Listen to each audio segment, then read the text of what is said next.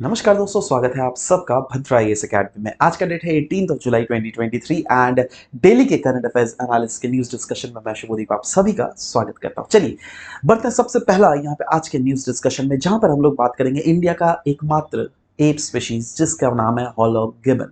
और रिसेंटली ये क्यों न्यूज में है, क्योंकि देखिए चाइना में एक ग्लोबल इवेंट कैरी फॉरवर्ड किया गया था, जहां पर बतलाया गया है दैट ये जो कंजर्वेशन स्टेटस है ना हॉलॉग गिबन का इंडिया में, जो कि इंडिया का एकमात्र स्पीशीज है, ये कहीं ना कहीं मैटर ऑफ कंसर्न है ग्लोबल अरीना में। राइट, ये क्यों बोला गया, सबसे पहले तो डिस्कस करते हैं हॉलॉग गिबन के बारे में, उसके बाद हम लोग डिस्कस करेंगे ओवरऑल इसके कंजर्वेशन स्टेटस के बारे में। राइट, सो हॉलॉग गिबन, यस, ये स्मॉलेस्ट एंड फास्टेस्ट एप है, और ये जो मिलता है ना ट्रॉपिकल और सब tropical a forest of south east Asia में हमको देखने को मिलता है, और अनडाउटेडली ये कहीं ना कहीं यूनिक है इंडिया का नॉर्थ ईस्ट में। अगर आप देख लीजिएगा ये बहुत ही ज्यादा यूनिक है, क्योंकि it is one of the 20 gibbon species जो क्या अर्थ में मिलते हैं, और ओवरऑल गिबन स्पीशीज की अगर संख्या देख लीजिएगा रफली अराउंड 12,000 हमें देखने को मिलते हैं ना।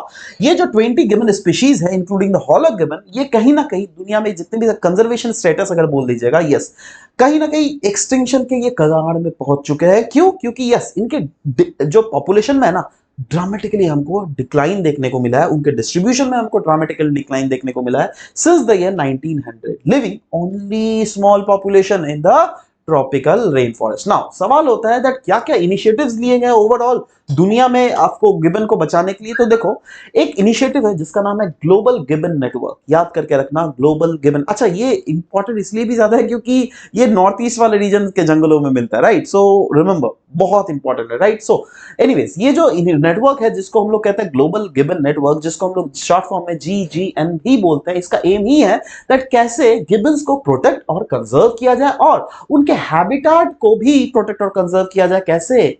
Bye promoting participatory and conservation policies and actions. In fact controversies भी कुछ कुछ है जस्ट, और इसी कंट्रोवर्सी को मैं फोकस करना चाहता हूं। क्या कंट्रोवर्सी है? Right, so controversy regarding their conservation status, क्योंकि इंडिया में बोला गया ना इंडिया का एकमात्र ये एप स्पीशीज है। एक्चुअली देखो, international union for conservation of nature that is IUCN ऐसा मानती है दैट ये जो इंडिया में जो है ना, यहाँ पे वेस्टर्न हॉलॉग गिबन और वेस्टर्न हिल हॉलॉग गिबन और ईस्टर्न हॉलॉग गिबन, दो टाइप ऑफ हॉलॉग गिबन है, जिसमें वेस्टर्न हॉलॉग गिबन को IUCN मानती है इंडेंजर्ड, और ईस्टर्न हॉलॉग गिबन को IUCN मानती है वल्नरेबल। ठीक है, अब देखो ये मतलब IUCN ने इसको दो स्पीशीज माना, पहले इंडियन गवर्नमेंट दो ही मानती थी, बट बाद में क्या हुआ ना दैट इंडिया का जो एक centre of for cellular molecular biology वाला लैब है ना हैदराबाद में, उन्होंने ऑफ कोर्स जब स्टडी किया गया 2021 में, तब रिवील किया गया नहीं नहीं, हम लोग जो पहले हम लोग भी मानते थे दैट यस 2 स्पीशीज जो है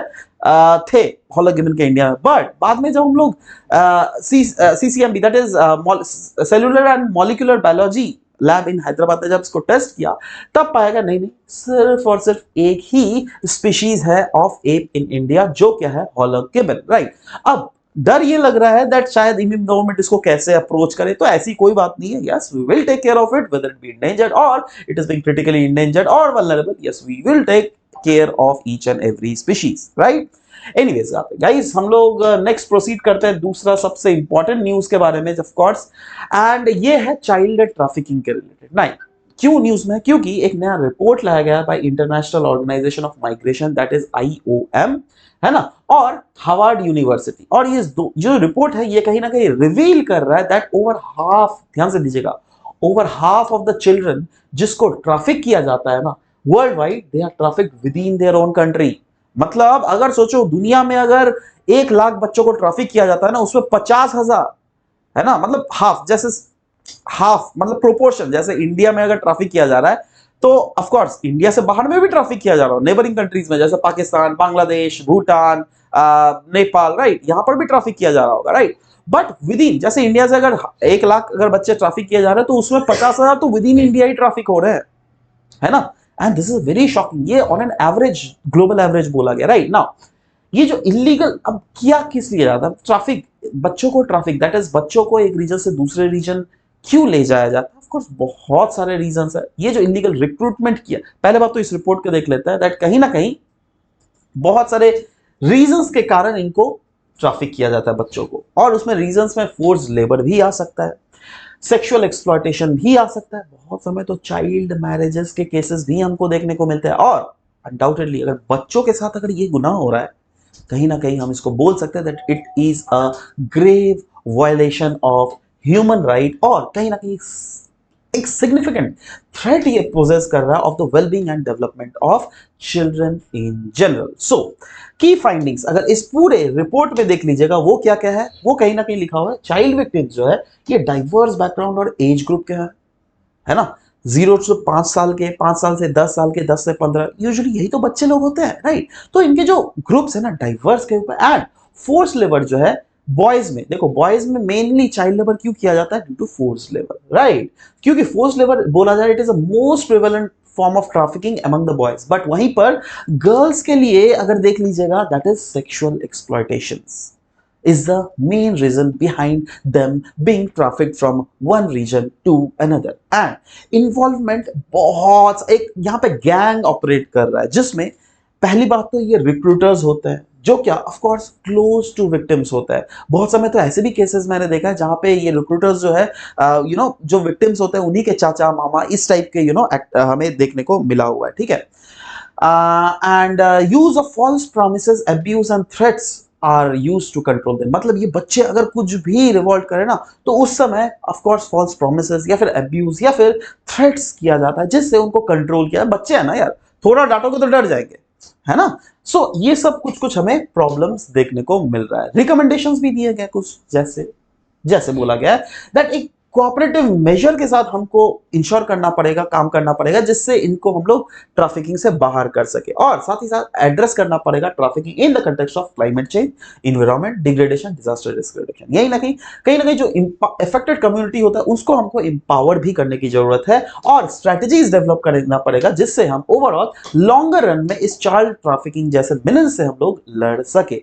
कुछ कुछ कॉन्स्टिट्यूशनल प्रोविजंस भी है चाइल्ड ट्रैफिकिंग से डायरेक्टली या फिर इनडायरेक्टली लड़ने के लिए। जैसे आर्टिकल 23 तो डायरेक्टली बोल रहा है इट प्रोहिबिट्स चाइल्ड ट्रैफिकिंग, जिसमें क्या इन जनरल हर एक पर्सन का trafficking, whether that be child, whether that be man और वुमन और girls, anyone, right. Next article 24 कहीं ना कहीं प्रोहिबिट करता है employment of child below the age of 14 in hazardous industries, right. तो ये भी तो कहीं ना कहीं चाइल्ड ट्रैफिकिंग को रोकने के लिए ना, क्योंकि मैंने तो बोला ही चाइल्ड ट्रैफिकिंग क्यों किया जाता है, लेबर के एस्पेक्ट में भी, और बच्चों को जो है एज ए लेबर काम करवाया जाता है, तो उसको तो रोकने के लिए जो है आर्टिकल 24 है ना। वैसे ही आर्टिकल 21A गारंटी करता है right of free and compulsory education for child between 6 to 14। ये सरकार का दायित्व है, तो इससे भी कहीं ना कहीं वो जो डिस्करेजमेंट मिलता है ना चाइल्ड इसके लिए, that is I mean of course child labour या फिर चाइल्ड ट्रैफिकिंग का। आर्टिकल 39 भी इंस्ट्रक्ट करता है स्टेट को दैट स्टेट को इंश्योर करना चाहिए दैट चाइल्ड जो है they are protected from exploitation and moral and material abandonment. That is ये एम्फसाइज कहीं ना कहीं करता है दैट इंपॉर्टेंस कहीं ना कहीं है ऑफ प्रोवाइडिंग एक हेल्दी डेवलपमेंटल अपॉर्चुनिटी, और चाइल्डहुड को प्रोटेक्शन करने के लिए स्टेट को मेक श्योर करना पड़ेगा वेरियस डिवाइस वेरियस एक्टिविटीज वो लोग करते रहे, राइट। नेक्स्ट हम लोग बात करेंगे ये नेक्स्ट न्यूज के बारे में, NARCL, that is it stands for national asset reconstruction company. Now क्यों न्यूज में था, क्योंकि गवर्नमेंट ने फाइनली रिन्यू किया इसका federal guarantee to the national asset reconstruction company, जिससे it will become easier for the entity to acquire bad loans from the lenders. Now तो हम समझते हैं दैट ये नेशनल एसेट रिकंस्ट्रक्शन कंपनी जो है ये क्या है। देखो ये एसेट रिकंस्ट्रक्शन कंपनी बेसिकली क्या, आपको आपने तो पढ़ा ही होगा ये इकोनॉमिक्स में, दैट बैड लोन्स क्रिएट हो जाता है। जैसे सोचो मैं अगर बैंक हूं, आपने मुझसे अगर लोन लिया 100 रुपए का, ठीक है, बट आप मुझे लोन अगर चुकता नहीं कर पा रहे हो ना, है ना, तो देखो मैंने आपको लोन क्यों दिया था 100 रुपए का, क्योंकि मुझे बाद में उससे 110 रुपए कमाई हो रहा था, है ना। मतलब 100 रुपए का कौन लोन देता है भाई, लाखों करोड़ों का लोन देता है, ठीक है। तो मैं यही बोल रहा हूं, से फॉर एग्जांपल मैंने आपको लाख रुपए का लोन दिया, तो 10% अगर मुझमें उसमें इंटरेस्ट लेना हो, मतलब क्या 1,10,000 रुपए मुझे मिल रहा है क्या, नहीं, है ना। बट यहां पे बोला जा रहा है दैट अगर अगर आप वो पैसे मुझे नहीं दे रहे हो, ठीक है, तो वो क्या हो जा रहा है, बैड लोन में कन्वर्ट हो जाता है। अब बहुत समय बैंक जाकर वसूल करना मुश्किल हो जाता है। अब इंसान के लिए अलग बात है, बट यस बहुत सारे जो कंपनीज है उनके लिए प्रॉब्लम हो जाता है। तो इसलिए क्या करता है, एक एसेट रिकंस्ट्रक्शन कंपनी का एक लॉजिक बनाया हुआ है, मतलब एक कॉन्सेप्ट है, जिसमें क्या करता है बैंक जो जैसे 1,00,000 रुपए का लोन दिया ना, बैंक को कितना मिलने वाला था, 1,10,000। तो एसेट रिकंस्ट्रक्शन कंपनी को बोलती है देख देख भाई मेरे को 95,000 देते, है ना, और बाकी उस लोन का जो दारोमदार है वो आप ले लो, है ना, आप उसको संभालो, आपको जितना लेना है उससे ले लो, मेरे को 95,000 तो मैं लॉस में ही सही, 5,000 लॉस में ही सही, बट मेरे को टेंशन नहीं चाहिए, है ना। तो मैंने उसको दे दिया। अब उसने मुझे उसको तो अब फायदा ही ना, वो 95,000 में मेरे से वो खरीद लिया, और बाद में उसका दायित्व है, दैट इज वो एसेट रिकंस्ट्रक्शन कंपनी का जिम्मेवार है, दैट वो कैसे उससे ये बैड लोन को वसूले। समझ रहे हो मैं क्या बोलना चाह रहा हूं, राइट।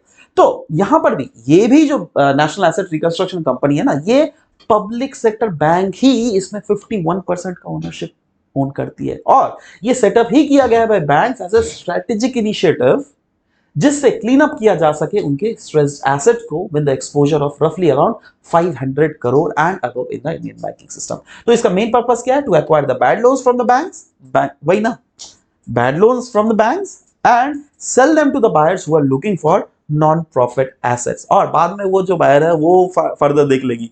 जैसे मैंने 95,000 में दे दिया ना, तो मेरा तो टेंशन खत्म ना, मेरे को पैसा मिल गया। अब वो बंदा उस बंदे से जो है वो 1,10,000 रुपए वसूले, 1,15,000 वसूले, या फिर 1,20,000 वसूले, मेरे को कोई फर्क नहीं पड़ता, वो देख लेगा। समझ रहे हो बात, यही कॉन्सेप्ट है। सो इसका अगर ओवरऑल स्ट्रक्चर की बात करें, yes, it has been incorporated under companies act, जो क्या रजिस्टर किया गया with the RBI as an asset reconstruction company, which act के अंडर फर्दर एक एक्ट है SARFAESI act of 2002, that is securities and reconstruction of financial assets and enforcement of security act of 2002, उसके under basically ये किया गया है, ठीक है। नेक्स्ट हम लोग बात करेंगे वेस्टर्न घाट्स के ऊपर, राइट। वेस्टर्न घाट्स के ऊपर क्यों न्यूज में? क्योंकि वेस्टर्न घाट्स एक्सपीरियंस कर रही है रफली 5% loss in evergreen forest cover with an increase in the built up area and agricultural activities. Actually क्या हो रहा है ना, वहां की जो फॉरेस्ट को काटा जा रहा है और वहां पर कंस्ट्रक्शन एक्टिविटीज की जा रहा है। यही नहीं, कंस्ट्रक्शन एक्टिविटीज ही नहीं, एग्रीकल्चर एक्टिविटीज के कारण भी बहुत समय फॉरेस्ट को काट दिया जाता है। तो वही चीज बोला जाए तो वेस्टर्न घाट, जो कि एक दुनिया का वन ऑफ द 36 हॉटस्पॉट में आता है, उसको भी डिग्रेड हमें देखने को मिल रहा है। दैट इज रफली अराउंड 5% हमें डिग्रेडेशन देखने को मिला है वेस्टर्न घाट्स का। तो ओवरऑल की फाइंडिंग्स क्या है? बोला गया ओनली 25% ऑफ द फॉरेस्ट जो लैंड मास है वो कंसिस्ट करते हैं ऑफ इंटीरियर फॉरेस्ट, जिसमें फ्रेगमेंटेशन प्रेशर तो है ही of the local ecology and region, जो कि विटनेस किया जिसने large scale land coverage change during the past century due to unplanned developmental activities within industrialization and globalization. Overall अगर highlight देखें तो yes, it highlights the high ecological fragility of the area. कहीं ना कहीं अगर ऐसा हो रहा है तो आने वाले समय में हम लोग बोल सकते हैं दैट यस, क्योंकि ये इकोलॉजिकली बहुत ज्यादा सेंसिटिव है। इकोलॉजिकली सेंसिटिव का मतलब क्या है? यहाँ पे बहुत सारे varieties of flora, varieties of fauna हमको देखने को मिल रहा है, एंड अगर ये होता रहे तो यस, आने वाले समय में हमको इसको बचाना थोड़ा मुश्किल हो सकता है, right. So this is all about it and या अगर बात करें वेस्टर्न घाट्स की, राइट, ऐसा एक बार यूपीएससी में क्वेश्चन आया था, बोला गया था वेस्टर्न घाट बताओ कितने सारे इंडियन स्टेट्स में फैला हुआ है। अब बताइए तो कितने सारे में? देखो, गुजरात में दिख रहा है, महाराष्ट्र में, गोवा में, कर्नाटक में, केरल में और तमिलनाडु में, ठीक है। अभी बता दो, नीचे कमेंट सेक्शन में लिख दो कितने सारे स्टेट्स है जहां पे वेस्टर्न घाट्स फैले हुए हैं, है ना।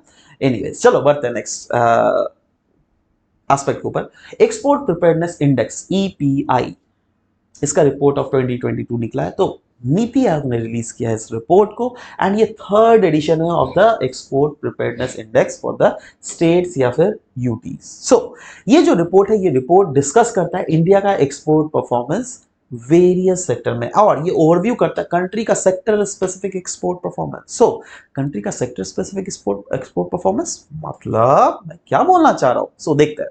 देखो, ये रिपोर्ट कहीं ना कहीं हाईलाइट करता है that there is a need to develop our district as export hub.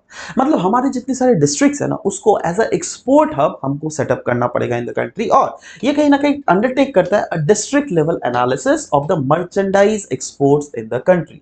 Export preparedness index अगर देख लीजिएगा, यस, यह एक कॉम्प्रिहेंसिव टूल है जो कि मेजर करता है export preparedness of the states ही नहीं, इनफैक्ट यूटीज ऑफ इंडिया भी, और इसका एम ही है to undertake a comprehensive analysis of the state and UTs across export related parameters, जिससे आइडेंटिफाई किया जा सके उनके वीकनेसेस और उसके स्ट्रेंथ में ऑफ कोर्स काम किया जाएगा, बट साथ ही साथ वीकनेस पे तो मेजरली काम करना पड़ेगा, जिससे वीकनेस को स्ट्रेंथ बनाया जा सके और उनको भी एक एक्सपोर्ट हब बनाया जा सके। वेरियस डिस्ट्रिक्ट को, वेरियस यूटीज को हमको एक्सपोर्ट हब बनाना है, राइट। और इससे क्या होगा? अनडाउटेडली इनडायरेक्टली कहीं ना कहीं एक स्पिरिट ऑफ कोऑपरेटिव फेडरलिज्म भी डेवलप होगा between the state, between the districts and between the UTs. आप खुद सोचो ना, इसके लिए बहुत सारे सरकारी इनिशिएटिव्स ले रही है। For example government geographical indication tax जो दिया जा रहा है, किस लिए दिया जा रहा है भाई? क्या रीजन है? यही तो रीजन है दैट वेरियस स्टेट्स को, वेरियस यूटीज को उस प्रोडक्ट के मैन्युफैक्चरिंग में और भी ज्यादा अच्छे से इनहांस किया जाए, राइट? यही नहीं, आपने पता होगा that government has come with the initiatives like one station one product. किस लिए वन स्टेशन वन प्रोडक्ट बनाया है? जिससे कोई पर्टिकुलर स्टेशंस को जो है वहां पर उसको हब बनाया जा सके for the production of any certain particular species, right? So इसी के कारण ओवरऑल अगर इस का पॉलिसी का मेजर देख लीजिएगा, यस, कुछ कुछ पिलर्स है इस पॉलिसीज के, जिसमें policy pillar, business ecosystem, export ecosystem and export performance. Policy pillar बोले तो ये कहीं ना कहीं इवैल्यूएट करता है कोई भी स्टेट या फिर कोई भी यूनियन टेरिटरी का performance based on the adoption of export related policy ecosystem, है ना? और साथ ही साथ as well as the institutional framework surrounding the ecosystem. Business ecosystem कहीं ना कहीं access करता है the prevailing business environment in the state and UTs along with the extent of business support infrastructure and states UTs का transport connectivities को भी देखा जाता है। वो of course business ecosystem में, export ecosystem में देखा जाता है that overall export related infrastructure उस state में या फिर उस union territory में बना हुआ है या नहीं। वैसे ही export performances भी देखा जाता है जो कि एक output based indicator है, मतलब देखा जा रहा है that कौन सा state ज्यादा export कर रहा है, कौन सा स्टेट कम एक्सपोर्ट कर रहा है, राइट? तो ये आउटकम बेस्ड पैरामीटर है, दैट देखा जाता है दैट आउटकम क्या है और उसके बेसिस पे फर्दर एक्ट करना है। दैट कोई अगर सोचो फॉर एग्जांपल कोई स्टेट बिहार अगर कम एक्सपोर्ट कर रहा है तो क्यों कर रहा है, what are the reasons behind it? तो उसके बाद सेंट्रल गवर्नमेंट डिसाइड करेगी दैट क्या कोई ऐसा स्टेप लिया जा सकता है स्टेट गवर्नमेंट के साथ जिससे बिहार के लोगों का वेलबींग इंश्योर किया जाए।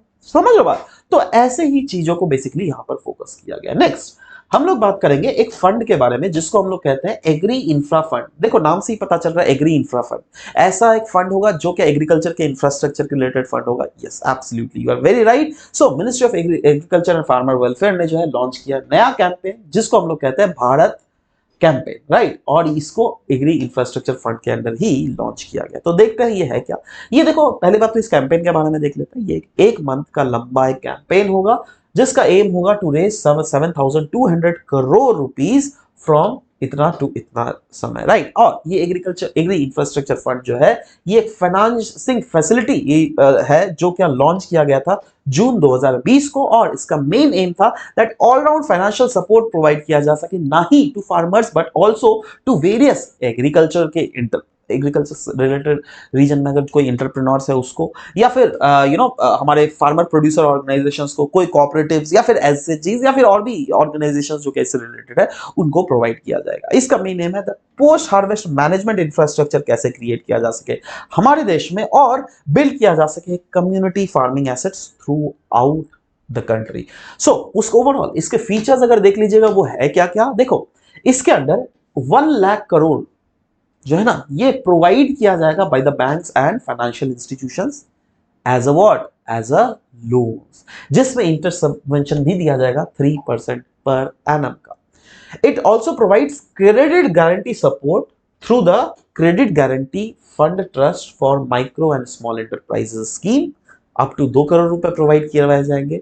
फंड को मैनेज और मॉनिटर किया जाएगा बाय एमआईएस सिस्टम जिसको हम लोग कहते हैं मैनेजमेंट इंफॉर्मेशन सिस्टम, और नेशनल ले लो, स्टेट ले लो या फिर डिस्ट्रिक्ट लेवल मॉनिटरिंग कमेटी भी बैठा जाएगा। मतलब सिर्फ पैसे ही नहीं दिए जाएंगे, मॉनिटरिंग कमेटी भी रहेगा जो कि देखेगा वेदर ये पैसे जो है रियल टाइम में मतलब रियल टाइम मॉनिटरिंग करेगा और देखेगा इफेक्ट फीडबैक प्रोवाइड करेगा वेदर द पैसे is used in a certain like perfectly और नॉट, राइट? नेक्स्ट हम लोग बात करेंगे ब्लैक सी ग्रेन इनिशिएटिव के बारे में। ब्लैक सी ग्रेन इनिशिएटिव ये क्या क्यों न्यूज में था पहले तो ये देख लेते हैं। देखो ये जो एक डील है ना, ये डील है जो कि एक्सपायर होने वाला था ऑफ कोर्स जुलाई 17 को, और रशिया ने क्लियरली बोल दिया गया नहीं हम इसको रिन्यू नहीं करेंगे, है ना, क्योंकि रशिया के साथ ही ये डील किया गया था। एक्चुअली रशिया और यूक्रेन का वॉर चल रहा है, आपको पता है। पिछले साल क्या हुआ था ना दैट बहुत ज्यादा ह्यूमन क्राई था दैट अरे भाई रशिया यूक्रेन का वॉर अगर स्टार्ट तो हो गया है, बट अगर ये स्टार्ट के बाद कहीं ना कहीं हमें देखने को ऐसा मिल सकता है जिसमें जिसमें वर्ल्ड में फूड इनसिक्योरिटी का किल्लत पड़ सकता है। मतलब बेसिकली देखो रशिया और यूक्रेन जो है ना ये दुनिया में वीट प्रोवाइड करता है ना, तो इन ये अगर नहीं प्रोवाइड करेंगे तो दुनिया का क्या होगा, राइट। तो फूड सिक्योरिटी का खतरा मंडरा रहा था, इसीलिए दुनिया ने आया और रशिया को बोला, रशिया को, यूक्रेन को, है ना, इन लोग को बैठाया एक टेबल पर और एक डील किया, राइट। और उसी डील को कहते हैं हम लोग Black Sea grain initiative. But Russia ने इस बार बोला नहीं नहीं, हम उसको रिन्यू नहीं करेंगे, ब्लैक सी ग्रेन इनिशिएटिव ना। सवाल देखता है दैट क्यों रशिया ऐसा क्यों बोल रही है, हम क्यों नहीं ऐसा रिन्यू करना चाहते। तो पहले तो बात तो देखो, ये इनिशिएटिव क्या था, ये कहीं ना कहीं इस इनिशिएटिव के through, black Sea grain initiative के थ्रू रशिया का जो नवल ब्लॉकेड हो सकता था यूक्रेन के इंपोर्ट्स के ऊपर, वो नहीं हुआ, ठीक है। यूएन, यूनाइटेड नेशंस और टर्की ने ब्रोकर किया था इस डील को जुलाई 2022 में, जिसके थ्रू कार्गो शिप्स को अलाउ किया जाना था to travel between Ukraine ports, मतलब यूक्रेन पोर्ट से ब्लैक सी के थ्रू निकलना अलाउ करेगी रशिया, ऐसा रशिया ने क्लियरली आश्वासन दिया था। क्योंकि ऑफ कोर्स देखो, एक तो एस्पेक्ट है ना, रशिया भी नहीं चाहती थी दैट हमारे दोनों के झगड़े के बीच में दुनिया का फूड सिक्योरिटी क्यों आ जाए भाई, है ना। सो या अदरवाइज सब कोई रशिया के अगेंस्ट चले जाते ना। सो या वही बोला गया that it will undergo inspections to ensure that they were not carrying arms. साथ ही साथ ये जो भी शिप्स जाएंगी, दैट विल इंश्योर दैट वो शिप्स कोई आर्म्स को तो नहीं कैरी कर रही है। The deal has been extended twice, but it is set to expire on July 17, 2023. Russia का ऑपोजिशन और रीजन अगर देख लोगे, वो क्यों रशिया ऐसा बोल रही है, क्या रशिया गलत है यहां पर या रशिया सही है। देखो रशिया भी सही है, क्योंकि रशिया क्लियरली बोल रही है देखो, हमको जो प्रॉमिस किया गया वो तो अनमेट है। आप प्रॉमिस क्या हुआ था, प्रॉमिस तो ये हुआ था ना दैट ठीक है हम लोग अलाउ करेंगे, बट हमारे भी जो एग्रीकल्चर प्रोडक्ट्स है दुनिया में जाएंगे, उसको भी कोई नहीं रोकेगा। यूएन ने बोला था दैट हाँ हम लोग नहीं रोकेंगे, बट हुआ क्या देखो, ये लोग क्लियरली बोल रहा है दैट देखो भाई, हमारा जो अपना एग्रीकल्चर एक्सपोर्ट और अपना जो फर्टिलाइजर है ना, वो दुनिया में नहीं जा रही है ना। यूक्रेन का तो पूरा दुनिया खरीद रही है, बट हमारा खरीद रही नहीं रही है। क्यों? क्योंकि हमारे एग्रीकल्चर एक्सपोर्ट्स में ऑब्स्टेकल लगाया जा रहा है। डायरेक्टली तो हम लोग को एग्रीकल्चर एक्सपोर्ट को नहीं रोका जा रहा है, बट इनडायरेक्टली ऑब्स्टेकल लगाया जा रहा है। कैसे? पेमेंट प्लेटफॉर्म्स में पंगा हो रहा है हमारे, है ना, इंश्योरेंस पॉलिसीज में पंगे हो रहे हैं, शिपिंग, लॉजिस्टिक्स, इन सब में कहीं ना कहीं हमें प्रॉब्लम देखने को मिल रहा है। मतलब डायरेक्टली भले ही आप नहीं रोक रहे हो, इनडायरेक्टली तो रोक रहे हो। हाँ, next, shift in grain destination. Russia ने क्लेम किया था देखो, डील को किया ही गया था जिससे दुनिया में फूड इनसिक्योरिटी ना आए, बट इनके ग्रेन्स को कहां पे भेजा जा रहा है? सिर्फ डेवलप्ड एंड डेवलपिंग कंट्रीज में। What about under developed countries? Under developed countries में तो आप नहीं भेज रहे हो, राइट। तो ये सब तर्क बेसिकली रशिया को द्वारा दिया जा रहा है ना, जिससे रशिया ने इस ब्लैक सी ग्रेन इनिशिएटिव को फिर से रिन्यू नहीं कर रही है, राइट। चीजें क्लियर है। नेक्स्ट हम लोग बात करेंगे पीएम मित्र इनिशिएटिव के बाद, क्योंकि प्रधानमंत्री जी ने बोला था that PM Mitra mega textile park जो है, ये कहीं ना कहीं बोस्टर करेगा हमारे देश में प्रोडक्टिविटी को और फोस्टर करेगा इनोवेशंस और जनरेट करेगा बहुत सारे एम्प्लॉयमेंट। ये एक इनिशिएटिव है टेक्सटाइल सेक्टर को प्रमोट करने के लिए, एंड यस आप बोल सकते हैं that it is a component of आत्मनिर्भर भारत इनिशिएटिव, राइट। सो या इसको लॉन्च किया गया था 2021 में, और इसके थ्रू बोला गया था दैट हमारे देश में 7 पीएम मित्र पार्क को सेटअप किया जाएगा, और इसको अनाउंस भी किया गया था यूनियन बजट ऑफ 2021-2022 में, और लेटर इसको अप्रूव भी किया गया था भाई सेंट्रल गवर्नमेंट के द्वारा। कौन मिनिस्ट्री इसके अंडर, किसके मिनिस्ट्री के अंडर होती है? मिनिस्ट्री ऑफ टेक्सटाइल, और इसका ऑब्जेक्टिव ही है to fulfil the vision of building an Atmanirbhar Bharat and positioning India strongly in the global textile sector. क्योंकि अगर आप देख लीजिएगा टेक्सटाइल सेक्टर में, यस बांग्लादेश से हमको बहुत तगड़ा कंपटीशन, वियतनाम से हमको बहुत ही ज्यादा तगड़ा कंपटीशन मिल रहा है, तो इसीलिए कहीं ना कहीं हमारे को भी अपने तरीके से सुधरना पड़ेगा। So PM Mitra park, it will be developed by special purpose vehicle, जो क्या ओन किया जाता है बाय स्टेट गवर्नमेंट और government of India in PPP mode, that is public private partnership mode. और पीएम मित्र पार्क जो है, इसका एम ही है दैट ये वर्ल्ड क्लास इंडस्ट्रियल इंफ्रास्ट्रक्चर इसमें बनाया जा सके। इनफैक्ट ये अट्रैक्ट करने वाला कहीं ना कहीं कटिंग एज टेक्नोलॉजी और बूस्ट करेगा फॉरेन डायरेक्ट इन्वेस्टमेंट और local investment in the textile sector. In fact ये पार्क ऑफर करती है एक अपॉर्चुनिटी जिससे क्रिएट किया जा सके एक integrated textile value chain. Integrated textile value chain का मतलब क्या हुआ?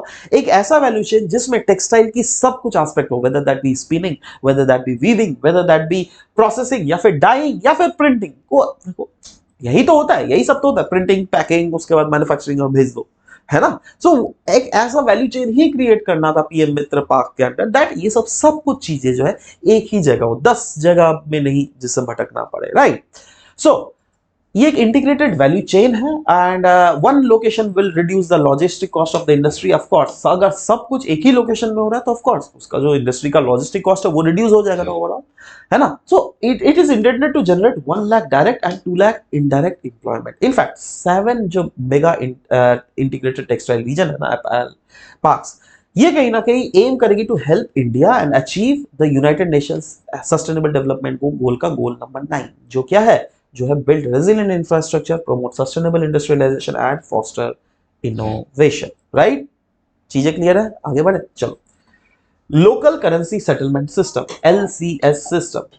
LCS system was there in news, so let's talk about this, what do you mean by LCS system. But उससे पहले देख लेते क्यों न्यूज में था, क्योंकि रिसेंटली इंडिया और यूएई, जी हाँ, इंडिया ने यूएई के साथ मिलकर साइन किया हिस्टोरिक मेमोरेंडम ऑफ अंडरस्टैंडिंग, जिसको हम लोग MOU भी बोलते हैं, और ये MOU है regarding LCS system, that is local currency settlement system. नाम से ही पता चल रहा है लोकल करेंसी मतलब इंडिया और यूएई के बीच में, जैसे फॉर एग्जांपल मैं ट्रेडर हूं, आप एक यूएई के ट्रेडर हो, ठीक है, तो आपने कुछ मेरे को माल बेचा, मैंने कुछ आपको माल बेचा, ठीक है, तो अब किस में कौन से, हम लोग यूएस डॉलर को नहीं इस्तेमाल करेंगे, हम लोग अपने लोकल करेंसीज में आदान प्रदान करेंगे। समझ रहे हो बात क्या है, राइट। सो बैकग्राउंड अगर देख लीजिएगा, यस एग्रीमेंट को साइन ही किया गया था between the Reserve Bank of India और सेंट्रल बैंक ऑफ यूएई, है ना, और इसका ऑब्जेक्टिव है to revolutionise cross border transaction between both the nation, right. So ये जो एलसीएस सिस्टम है, लोकल करेंसी सेटलमेंट सिस्टम, ये इनेबल करता है कहीं ना कहीं exporter as well as importers को दैट वो पे कर सके डोमेस्टिक करेंसीज में। और ध्यान से देखिएगा, ये इंडिया का फर्स्ट एवर एलसीएस अरेंजमेंट है, जो क्या रिड्यूस करने वाला है डिपेंडेंसी ऑन इंटरनेशनल करेंसी और फर्दर स्ट्रेंथन करने वाला है इकोनॉमिक कोऑपरेशन को। यही नहीं, it will amplify the preferential terms जो क्या ऑलरेडी स्टैब्लिश की गई है by CEPA, that is comprehensive economic partnership agreement, already हमारे यूएई के साथ है, तो उसको भी कहीं ना कहीं एम्पलीफाई हम लोग करते हुए देखेंगे अंडर दिस एलसीएस सिस्टम। आशा करता हूं चीजें क्लियर हो गई। नेक्स्ट, प्रधानमंत्री कृषि सिंचाई योजना के बारे में देखो, आर्टिकल था, so I thought of compiling it and present it to you. So overall अगर प्रधानमंत्री कृषि सिंचाई योजना देख लोगे, इसके बहुत सारे ऑब्जेक्टिव्स हैं, जैसे इसका एम क्या है, to ensure access of some means of protective irrigation, जिससे रूरल रीजन में प्रॉस्पेरिटी लाया जा सके। पहली बात तो है ना, बाय द वे इसका मैं पीडीएफ जो है ना नीचे डिस्क्रिप्शन सेशन में एक लिंक लगवा दूंगा, आप वहां पर जाकर डाउनलोड कर लीजिएगा इसको, ठीक है। नेक्स्ट, इसके साइलेंट फीचर्स अगर देख लीजिएगा, yes AIBP accelerated irrigation benefit programme, यही नहीं, हर खेत को पानी, वाटरशेड डेवलपमेंट करना और डिस्ट्रिक्ट इरिगेशन प्लान्स को और भी ज्यादा मॉडिफाई और भी ज्यादा स्ट्रेंथन करना। इसका इंपॉर्टेंस अगर देख लीजिएगा, यस ये कहीं ना कहीं हर एक ड्रॉप को में जो पानी है उसको ऑप्टिमाइज यूज का ऑप्टिमाइजेशन करने के लिए बोला जा रहा है। तो इसके पहला ही जो इंपॉर्टेंस है वो है वाटर को ये सेव करता है और इंश्योर करता है प्रॉपर यूटिलाइजेशन किया जा सके वाटर का। यही नहीं, रिड्यूस करता है ये लेबर कॉस्ट और इंक्रीज करता है सॉइल के एफिशिएंसी को। कुछ कुछ इसमें चैलेंजेस लेकिन है, बट चैलेंजेस को डिस्कस करने से पहले स्ट्रेसेस के देख लेते हैं। जी हाँ, इसका एरिया अगर कवर किया देख लीजिएगा as of 2022-2023, yes micro irrigation जो कवर किया जाता है 5.32 लाख हेक्टेयर और स्प्रिंकलर इरिगेशन जो है कवर कर रहा है रफली अराउंड 5.70 लाख हेक्टेयर, राइट। और बेनिफिशियरीज कौन होता है, हर एक फार्मर्स इन जनरल इसका बेनिफिशियरी है। बट इसमें कुछ कुछ चैलेंजेस है, जैसे इन्वेस्टमेंट हाई चाहिए, इसकी इंप्लीमेंटेशन काफी ज्यादा स्लो हमें देखने को मिलती है, lack of adequate and effective monitoring हमको देखने को मिलता है, और इनएडिक्वेट मेंटेनेंस ऑफ एसेट्स। ये कुछ कुछ ऐसे प्रॉब्लम्स हैं जो कि आपको यहाँ पर दिखाई देता है। तो with this guys, this was all about the discussion that we had for this very session, but discussion करने से पहले एक छोटा सा अगर रिव्यू देख लेता है आज अभी तक हम लोगों ने ओवरऑल क्या क्या आपके सामने डिस्कशंस किया, राइट। सो सबसे पहले हम लोगों ने बात किया है इंडिया का एकमात्र एप स्पीशीज जिस जो कि है हॉलक गिबन, राइट। वो आपको इश्यूज आपको पता चल गई थी दैट यस एक्चुअली में अगर देख लीजिएगा दो ऐसे स्पीशीज है जो कि इंडिया में मिलता है, बट इंडियन गवर्नमेंट जो है सिर्फ एक ही स्पीशीज मानते हैं, क्योंकि हमारे जो CCMB लैब है हैदराबाद में, उसने ऑफ कोर्स जब स्टडी किया तो पाया गया that yes only one species है, और यही that is what the concern world arena पर से for the time being. Next, child trafficking के बारे में हम लोगों ने डिस्कस किया। हम लोगों ने डिस्कस किया व्हाट आर इट्स इश्यूज, क्या क्या ऐसे कॉन्स्टिट्यूशनल प्रोविजंस है हमारे कॉन्स्टिट्यूशन में जो कि चाइल्ड ट्रैफिकिंग को अल्टीमेटली हमको बचाता हुआ दिखता है। Next, national asset reconstruction company के बारे में डिस्कस किया, दैट ये कंपनी एक्चुअली में है क्या, इसमें मेजर सेक्टर का जो डोमिनेंस है वो किसका है, पब्लिक सेक्टर बैंक जो है वही ओन करती है रफली around 51% of the ownership of this, और इसका काम ही है दैट बैड लोन को कैसे बैंक से निकालकर खुद वसूली करना, राइट, वही है।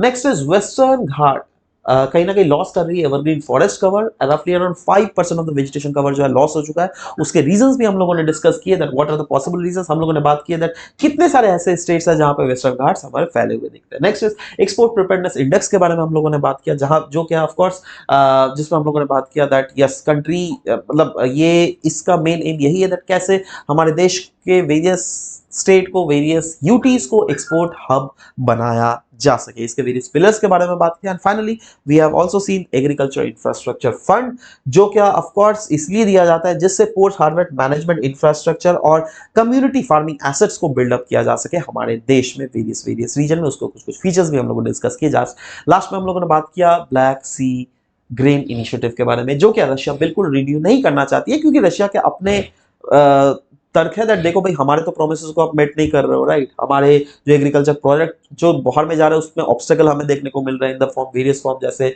पेमेंट प्लेटफॉर्म्स पे, इंश्योरेंस, शिपिंग या फिर लॉजिस्टिक्स में प्रॉब्लम्स देखने को मिल रहा है। वैसे ही शिफ्ट हमें देखने को मिल रहा है ग्रेन के डेस्टिनेशंस में। पीएम मित्र स्कीम के बारे में भी हम लोगों ने आज के सेशन में डिस्कस किए। और finally we have discussed about local currency settlement scheme, जो कि इंडिया ने पहली बार इंडिया ने यूएई के साथ साइन किया। एंड फाइनली प्रधानमंत्री कृषि सिंचाई योजना के वेरियस फीचर्स जिसको क्लियरली मेंशन किया गया। एंड आप अगर चाहे तो इसको डायरेक्टली डाउनलोड भी कर सकते हैं, नीचे डिस्क्रिप्शन में लिंक दिया हुआ है पीडीएफ का। And with this guys, this is all about the discussion for today session. Will be meeting in next session. Till then bye bye, take care, thank you for listening to the video, thank you very much.